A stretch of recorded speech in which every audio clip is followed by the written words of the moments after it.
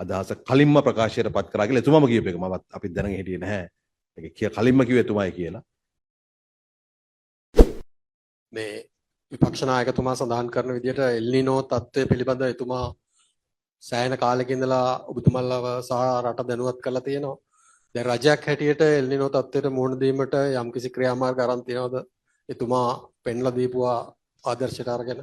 ඔව් මම දැක්කා මේ එතුමා කියලා තිබුණා එල්නිනෝ ගැන ඉස්සෙල්ලාම කිව්වේ එතුමා කියලා. මේ ජනාධිපතිතුමාගේ නායකත්වයෙන් පවතින අපේ ආණ්ඩුව සතුටටපත් වෙනවා මේ වගේ විපක්ෂ නායකවරයෙක් අපේ රටේ සිටීම පිළිබඳව.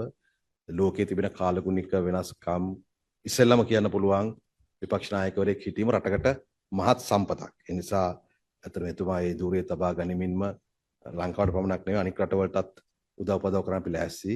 හොඳයි එතුමා ඒ අදහස කලින්ම ප්‍රකාශයට පත් කරා කියලා එතුමාම කියපු එක මමත් අපිත් දැනගෙන හිටියේ නැහැ. ඒක කලින්ම කිව්වේ එතුමායි කියලා. අපේ කාලගුණ දෙපාර්තමේන්තුව ඇතුලේ විද්‍යාඥයන් මේ සම්බන්ධයෙන් නිරන්තර අවධානය යොමු කරමින් හිටියා. නමුත් ඒක හොඳයි. මම කියන්නේ අපේ අමාත්‍යාංශවල සහ ආයතනවල මේ සම්බන්ධ වැඩ කරන ලදාරින්ට අමතරව පක්ෂ නායකවරයාත් ඒ ගැන අවධානයෙන් සිටීම රටකට සම්පතක්.